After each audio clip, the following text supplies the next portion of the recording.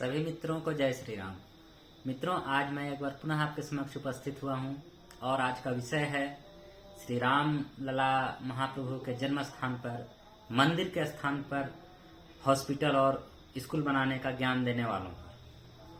मित्रों, जैसा कि आपको पता है कि भारतवर्ष में जब हमारे महाप्रभु का, हमारे आराध्य का जन्म स्थल का विवाद चल रहा था न्यायालय में, तो बहुत सारे लोग थे।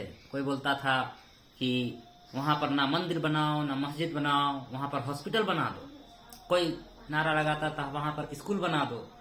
कोई स्वास्थ्य का उदाहरण देता था तो कोई शिक्षा का उदाहरण देता था। आज मैं उसी विषय पर आपसे बात करने वाला हूँ। मित्रों, जिस तरह से यह ज्ञान देने वाले थे, उनकी पूरी प्रजाति जो है आज विलुप्त है। आज वहाँ माननीय सर्वोच्च न्यायालय के आदेश पर धूमधाम से डंके की चोट पर हमारे आराध्य का भव्य और दिव्य मंदिर का निर्माण हो रहा है।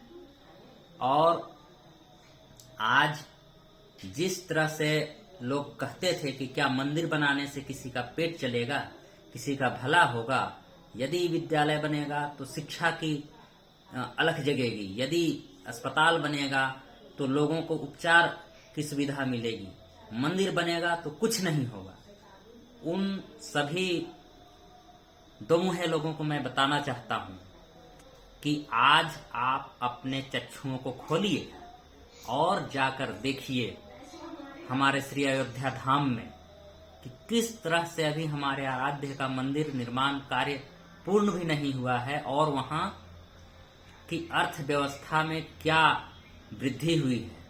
आज आपको पता होना चाहिए कि विश्व के अनेकों देश हमारे श्री अयोध्या धाम में स्थान चाहते हैं। स्थान इसलिए चाहते हैं ताकि वह वहां अपने देश का एक दूतावास के तरह स्थान खोल सकें, अपना स्थान बना सकें। बहुत सारे नामी बड़े बड़े कंपनियां जो हैं होटल वाली, वह वहां दौड़ रही हैं कि मेरा होटल पहले बने, मेरा विश्रामागार पहले बने।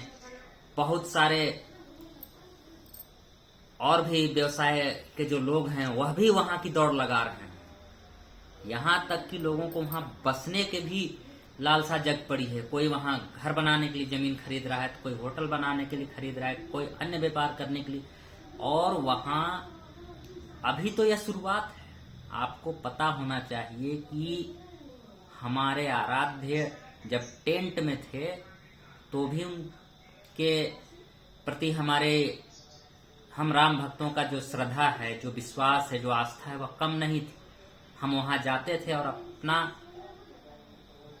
समर्पण भाव से उन्हें कुछ भी अर्पित करते थे। जब हमारे आराध्य के मंदिर निर्माण के लिए समर्पण निधि की मांग करते हुए हमारे वीर वानर सेना सरीखे राम भक्त लोगों के घर घर पहुंचे तो अपार धन इकट्ठा हुआ। उसी तरह से आने वाले समय में यह अनुमान है कि करोड़ों रुपए सिर्फ एक दिन में हमारे आराध्य के यहाँ चढ़ावे में आने वाले हैं। और वहाँ एक भव्य एयरपोर्ट बन रहा है जो कि तैयार हो गया है, जिसका संचालन शुरू हो गया है। इसके साथ ही आने वाले समय में वहाँ सरयू जी में क्रूज चलाने की योजना बन रही है। वहाँ अनेक तरह के विकास के कार्य हो रहे हैं। तो आज उन लोगों को आंख खोलकर देखने की आवश्यकता है कि जिस तरह पहले तो सबूत, फिर न्यायालय में अटकाव, लटकाव, भटकाव की नीति पर आप चल रहे थे, आज जब सब कुछ हमारे पूर्वजों ने अथक परिश्रम से उनके हर षड्यंत्र का उत्तर दिया, जब उन्हें यह ज्ञात हो गया कि अब श्री राम लला का मंदिर बनने से कोई रोक नहीं सकता है, तब उन्होंने एक नया राग अलापा। वही राग था, वहां अस्पताल बना दो, वहां विद्यालय बना दो। मैं वैसे लोगों से पूछना चाहता हूं कि जो मस्जिद के लिए 5 एकड़ की भूमि प्रदान की गई है माननीय सर्वोच्च न्यायालय के द्वारा, आप वहां जाकर क्या अपना ज्ञान अर्पित करेंगे, या सारा ज्ञान और सारा सेकुलरिज्म जो है आपका वो हमारे आराध्य के प्रति ही था। हमने न्यायालय के आदेश का पहले भी पालन किया था, आज भी पालन कर रहे हैं, परंतु उन छद्मवेशियों को न्यायालय के बात को मानते हुए उनके दिल जो है वो टूट रहे हैं। वो न्यायालय की बात को न तो मान पा रहे हैं, न उसका विरोध कर पा रहे हैं। पहले जो डंके की चोट पर बोलते थे कि न्यायालय न्यायालय, आज जब न्यायालय ने बोल दिया है डंका बजाकर कि वहां पर श्री राम लला का मंदिर ही बनेगा, तो अस्पताल बनाने वाले भी गायब हो गए, स्कूल बनाने वाले भी गायब हो गए। मित्रों, सार यही है आज का कि हमारे देश में बहुत सारे अस्पताल हैं, बहुत सारे विद्यालय हैं और भी बहुत सारे बनेंगे, परंतु जो किसी की आस्था का प्रश्न हो, जहां करोड़ों राम भक्तों के आराध्य, उनके पूज्य प्रभु का जन्म स्थान हो, क्या ठीक उसी स्थान पर विद्यालय और अस्पताल खोलने की जो कुत्सित ज्ञान, जो कुत्सित सलाह देना, क्या यह गलत नहीं है? यदि आपको अस्पताल और विद्यालय बनाना है तो वो आप अन्यत्र क्यों नहीं बनाते हैं? आप अन्यत्र जाकर ज्ञान दीजिए, परंतु सिर्फ और सिर्फ यह एक सोची समझी रणनीति षड्यंत्र था कि किसी भी तरह हमारे आराध्य का मंदिर न बने। परंतु भगवान की कृपा है, आज हमारे आराध्य का मंदिर बन रहा है। वहां पर नित्य प्रतिदिन वहां की जीडीपी बढ़ रही है, विकास की गति बढ़ रही है, शेयर मार्केट में उछाल आ रहा है, वहां के जमीन का भाव बढ़ गया, वहां विकास की अनेकों योजनाएं बनने लगी, इतने रोजगार के अवसर सृजित हो रहे हैं कि लोगों को अनुमान नहीं था।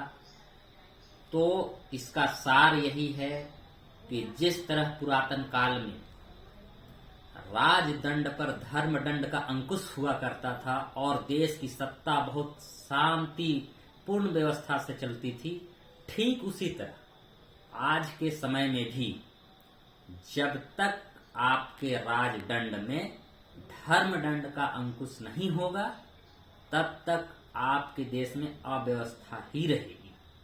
मित्रों, मैं यह दावे के साथ कह सकता हूं कि आज के समय में हमारे आराध्य श्री राम लला का मंदिर में प्रवेश पुनर्स्थापित, जो कि आने वाले 22 जनवरी को होना है, उसके बाद देश की दशा और दिशा दोनों बदलने वाली है।